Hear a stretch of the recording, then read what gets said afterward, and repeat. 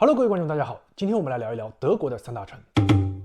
首先，我们来说第一个，毫无疑问就是柏林。柏林，我们说过很多次，德国的首都。但是每次提到柏林，总会觉得有一些值得分享的事情。柏林不仅是德国的首都，也是德国的最大城市，德国的三大城市邦之一。总的市区人口大概是300多万，不到400万。就城市而言，咱们不说都会区这些东西啊，柏林也是欧盟人口最多的城市。那为什么柏林在这个地方？现在是在德国的东边，那原先是在整个德国的中间位置啊。原先的德国地图还是比较大的。那你说又是首都啊，又是人口最多的城市啊，地理位置又很好，理论上应该大家普遍都讲德语。但是柏林应该是我体验过的英语普及率最广、讲的最标准的欧洲的大国首都。小的国家咱们都不算啊，因为语言就很多种。那在德法意系这样的欧盟算比较大的国家里面，柏林算是讲的最多的，感觉只要用英语，所有都 OK。像法兰克福也是一个国际性的大都市，但是很多商店也不会感觉到个个是会英语的。但是到柏林，真的是每一家店看到你，首先会跟你说英语，而且他们的英语没有口音。你在欧洲没有口音的英语是很难得的，所以大家出去玩，尤其到欧洲，不管你讲什么口音的英语，大胆说，不要怕，在欧洲你就能听到各种各样的口音。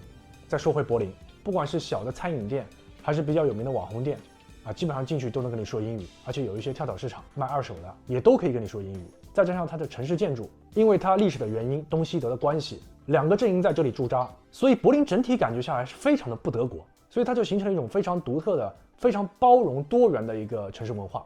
你在柏林，不管是男男女女还是男男女女，不管你是穿着靓丽的还是行为怪异的，大家都不会觉得奇怪，大街上什么人都有，你都会碰到。那在这里跟大家分享一个故事。很多人会说到歧视不歧视的问题，不管是针对亚洲人还是其他地方人。作为我来说，我自己的体验，碰到过2次，都在柏林。但这个事情呢，你也不好去跟他争吵什么。细细说来，有一个是在柏林街头，是一个疯老太太，很远很远的地方就听到有人在吼叫啊。当时对柏林不熟悉，以为是谁啊，东张西望。我看其他路人都很淡定啊，正好去做那个 S 棒，那个疯老太太也往这个方向。然后到了那个轻轨上之后呢，发现她也到车站了，就没想到跟她在同一节车厢。然后她在这里就骂骂咧咧，不知道说什么，听不懂。看到一个人，她就说那个人。然后看到我之后，她觉得我是亚洲人。就大概说了一遍他所知道的亚洲人，什么 Chinese 啊、Japanese 啊，然后就在我面前做了这个动作，大概是带有歧视的表达了一下你们只知道钱这个意思，然后就到站下车。我不知道他哪一站下的，反正我就先下了。然后过了一会儿，是在同一天，也是在下车那个区域，我去坐公交车，他又出现了，又在那里骂骂咧咧。那我继续等公交车，然后他就在那里转，反正也是看到一个人就说一个人。后来我就看到他开始跑，然后后面还有一个年轻女子带着小孩在追。大概是在人群当中，他对着他的小孩大概说了什么，然后把这个母亲给激怒了，然后就拼命追着他，然后那个疯老太太疯狂跑，边跑嘴里还边输出。后来直到那个疯老太太闯红灯，那个年轻的母亲才停下来。那不是闯红灯，不是闯到我这边来了吗？然后就上了同一班公交车，然后在公交车上他坐的最后一排，也是骂骂咧咧在说，巴拉巴拉在说，然后乘客都受不了了。那我是悄悄的坐在前排了。最后呢，终于有人出来吼让他轻一点，然后也有人跟司机反映，然后司机就在一站停下来。这个司机的形象也是挺高挺敦实的，然后走过去就直接让他下车。见到这个司机来了，那这个疯老太太才安静下来，接着就下车。下车之后车门一关，车刚开，那疯老太太又开始骂骂咧咧，车开得越远，声音骂得越大。我不知道如果有谁在柏林有没有碰到过这个疯老太太，因为我碰到她过2次，我一共去柏林才没几次，就碰到她2次。她好像一直在这个地带转。还有一次呢，是在轻轨站，当时也是坐那个 S 棒，然后在那里等车，我在那里等车。然后中间呢有一个位子，有一个德国中年人在刷手机看新闻，大概是在旁边呢就有一个醉汉看样子喝的已经迷迷糊糊了。他背的那个包呢，应该是算一个麻袋吧，乒铃乓啷的响，一听里面就是酒瓶嘛，然后手里还拿着一瓶，还在喝。那当时嘛也是好奇嘛，觉得奇怪，就看了他一眼，他的目光看过来眼神对视了一下，然后他开始疯狂说，然后他看到亚洲面孔呢，就自动开始说英语，说的这几个词说的是比较难听的。那我就瞪了他一眼嘛。然后他还是继续说，然后旁边这个男的就无奈摇摇头。那这时候车已经进站了，他就接着上车，你不可能说去跟他纠缠什么东西。这2件事情给我的感觉就是柏林，这种疯子是特别多，而且碰到这种事情你要不好去追究，你怎么追究？那一个大概率是精神有问题的，另外一个是已经喝得迷迷糊糊的醉汉，看他们的穿着以及个人的卫生情况，大概率是流浪者或者已经在流浪者边缘了，你也没办法去追究。看到这一幕的德国人也只能无奈的耸耸肩，可能在柏林经常会见到这样的情况。那柏林你说包容也好，多元也好，那这一类人也是某个群体的代表。可能也正是因为东西比较杂，所以柏林的经济一直上不去。柏林整个城市的 GDP 是比较高的，涉及到人均 GDP 而言是比较偏低的。德国拿得出手的企业在柏林几乎都有办事点，或者说干脆把总部迁到柏林，但是这些企业的创立地或者发家地点都不是柏林，很多迁到柏林也正是因为行政上的关系，只是设了一个点而已，重要的业务还在他原来的城市。柏林原创的企业比较少，一个我知道是 Zalando， 就是德国这边的一个打折商店，当然这里面有各种各样的原因，包括它的历史。还有一点就是德国啤酒是很棒很好喝的，但是在柏林好像这一点被屏蔽掉了。像难得的一些啤酒，小麦啤真的是很不错，东边像捷克啊这一些拉格啤酒也很好喝，但是柏林的啤酒真的是非常特别，它的啤酒是酸的。我不知道去过柏林的朋友有没有喝过它那个 Berliner 的啤酒，就是本地的啤酒品牌。我第一次喝柏林的啤酒还以为这个啤酒坏了，你知道吗？这一点确实，我问了在柏林本地的朋友，他也觉得他都不愿意买这个，他喝啤酒都是选南边的品牌。柏林的啤酒真的讲道理啊，啤酒酿得好比较难，但是要酿造的难喝也很难，大不了就加水，水皮淡一点嘛，能尝出酸的味道。我大概能理解他想打自己的特色，但这个特色真的一般人比较难接受了。如果开喝之前，大家可以几个人喝一瓶先尝尝味道。柏林像是杂糅了非常多的东西，然后交织在一起，乱七八糟之后编织出它自己有内部秩序的这么一个城市。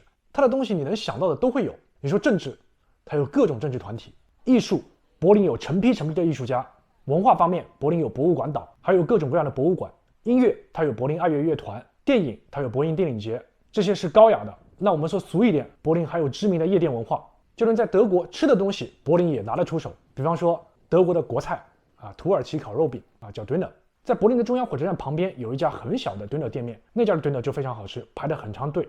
我不知道有没有人吃过。那我们熟悉的中餐，柏林的中餐水准我觉得在德国是非常高的，在整个欧洲来说也还可以。另外一个，柏林还有著名的教育，它有很多大学都在柏林。柏林的整体消费在德国而言也不高，但是听说近几年不管是房价还是普通的物价都在慢慢往上涨了。总之呢，柏林非常的有个性，多元且包容，给人的感觉就是看起来好像没什么钱，但是个个都很酷，把个性放在第一位。如果到德国游玩，要感受一下德国的历史，那首推肯定还是柏林。那接下来说第二大城市，那离柏林也不远，都在北边，那就是汉堡。说到汉堡，大家第一时间想到什么？是不是吃的那个汉堡？那两者有没有关系呢？我查了一下资料，好像还是真的有点关系。那有一种说法，汉堡包这个名称最早就是来自于德国汉堡，因为汉堡这个食物这种快餐文化是在美国发扬光大的。那美国呢，有大量的德国移民，那最早的时候呢，就是有一群汉堡的德国人把家乡的食物带过去的。汉堡最核心的就是面包加肉，那这个跟德国的饮食就非常像了。然后呢，随着发展，在这里面就加了蔬菜加了各种酱然后一夹就很方便，也符合美国的这种快餐文化，非常的便利。久而久之，在美国就被大量的人们所接受。这就是汉堡这个食物的来源说法之一。汉堡是德国的第二大城市，人口将近200万，是德语世界的第三大城市。第一大就是柏林第二大是维也纳。汉堡还是汉莎联盟非常重要的成员。汉莎联盟在德国的历史上是非常重要的，它就是一个非常综合性的商业联盟。这个汉莎联盟就是以前北德有一批人组成的一个商业联盟，主要是保证商品交易的一个安全，不只是本土，也包括海外的贸易。后来逐渐发展，不仅是经济，那在政治和文化领域也发挥着重要的作用。汉堡是汉莎联盟的代表，但是它的核心城市是离汉堡不远的吕贝克。德国的航空公司就可以理解为德国的国航，它就叫汉莎航空 Lufthansa。 那现在也有汉莎同盟城市的这个传统。那比方说德国的牌照，一般德国的牌照都是以城市的第一个字母作为牌照的首字母，这样你一看就知道哪个城市。大的城市呢往往是一个字母，比如说柏林就是 B 开头，像法兰克福就是 F 开头。那一般小的城市它可能重合了，那可能就有2个字母。但是像汉堡这样的大城市也是有2个字母，汉堡牌照前面就是 HH， 德语是哈哈。那第一个哈呢就代表着汉莎同盟城市，那第二个哈呢就是汉堡，所以这个牌照就是汉莎联盟城市汉堡。汉堡的经济是非常发达的，它这个城市是在易北河的出海口，一看这个地理位置就非常优越，它是德国最大的港口。这个易北河一直到德国东部的这个德累斯顿。说起德累斯顿，我不知道有没有德累斯顿的观众，那个断桥还在修了没有，还是那样。从汉堡这个名字来说，它的位置应该就很重要。像德国有很多堡，有的是 Burg， 有的是 Beck。 那个 Burg 就是有点像堡垒防御性的塔的一样。那比方说海德堡 Heidelberg， 那它就是山，那个 Beck 就是山。所以你看到有 Burg 的时候呢，大概是一个堡垒，那以前就是一个带有军事性的非常重要的要塞了。当时据说是为了抵抗斯拉夫民族的入侵修了这么一个堡垒，那这个名字就由此而来。汉堡除了港口、海运非常强大之外，它的空运也非常强大。空客公司就在汉堡，空客的总部是在法国，但空客它有很多子公司，它的运营公司还有商飞公司都在汉堡，所以说由此而来，汉堡的相关航空行业的产业也非常发达。汉堡也是国际海洋法庭的所在地，而且汉堡这个城市非常的漂亮，因为它有河嘛，它的建筑也都非常现代，比如新规划的汉堡港城啊，著名的那个音乐厅也在那里。除了新的建筑之外，那还有一些古迹，比方说那一个很长的隧道，现在也保留着这个交通功能，主要是自行车和人行，同时呢，也是作为一个观光景点。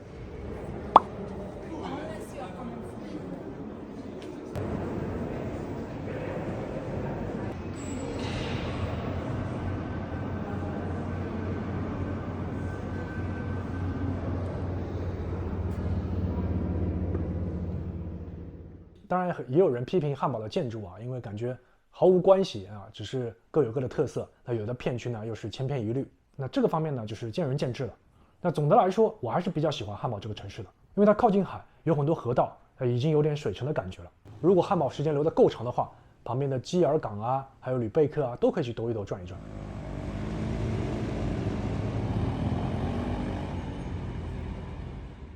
接下来我们来说一下第三大城市，就是非常著名的慕尼黑。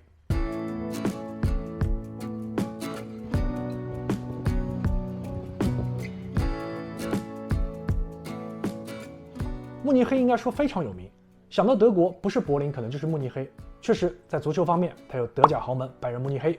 说它的历史，有啤酒馆，再远一点还有巴伐利亚的历史，神圣罗马帝国，慕尼黑都扮演了重要的角色。经济非常发达，有宝马，还有非常发达的汽车产业。教育方面啊，慕尼黑工业是德国数一数二的高校。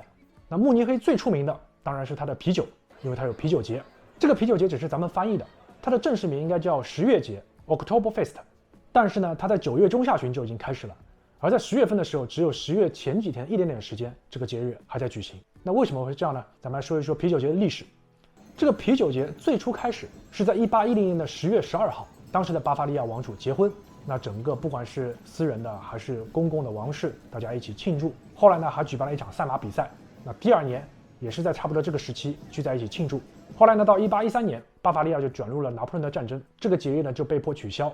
那到了1814年，又重新开办了起来，大家又重新聚在一起开始庆祝，就大家一起找个乐子嘛。那总是赛马比赛有点乏味，那在旁边又增加了另外一些活动，攀爬啦、保龄球啊、秋千啊这样一些活动。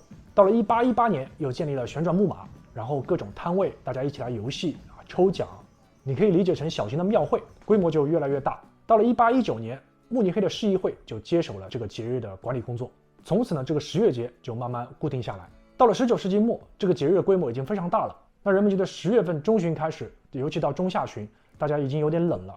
在9月份的时候呢，天气也不错啊，秋高气爽的，干脆把时间提前一点，放在9月中下旬。那一般来说，这个节日就是在9月15号之后的第一个周六开始。原先这个10月节呢，只是大家聚在一起，游乐场玩耍、聊聊天，还没有啤酒销售。到了1880年的时候，慕尼黑市政府才批准在节日上销售啤酒。那最初的时候呢，也是一个个小摊位啊，大家一起来喝，小弄弄吧。后来呢，其实这个啤酒需求量是非常大的，然后有的啤酒厂商呢就开始建立了啤酒帐篷。第一个大型的啤酒帐篷是在1898年开建的。这之后呢，各大啤酒厂商也开始建啤酒馆了嘛，能容纳的游客也越来越多，服务人员呢也穿着传统的巴伐利亚服饰来进行服务。由此呢，又带来很多新的项目，比方说表演的演员、杂技的，然后新的娱乐设施越来越多，人多了，这个啤酒节变大了之后，大家觉得这个节目还是不够啊，于是，在1895年的时候，组织了第一场这个穿着民族服饰的这么一个时装秀，逐渐呢就演变成了现在这个花车队伍。影响越来越大了之后，于是慕尼黑市政府就开始新建专门用于这个啤酒馆的游乐场，平时对外开放，到啤酒节的时候，大家一起聚到这个游乐场来。那这个啤酒节怎么个过程呢？首先呢，慕尼黑本地有很多著名的啤酒厂商啊，比较知名的，比方说保罗纳、普拉纳，还有什么皇室啤酒啊、狮牌啤酒啊、奥古斯丁啊这样的啤酒厂商，他们都有一个花车队伍，然后在节日当天上街，然后在整个城市里面进行游行。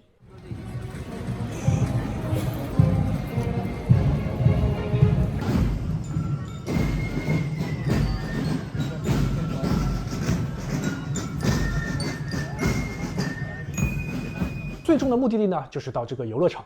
花车到了这个游乐场之后，由慕尼黑的市长穿着皮裤来进行开通。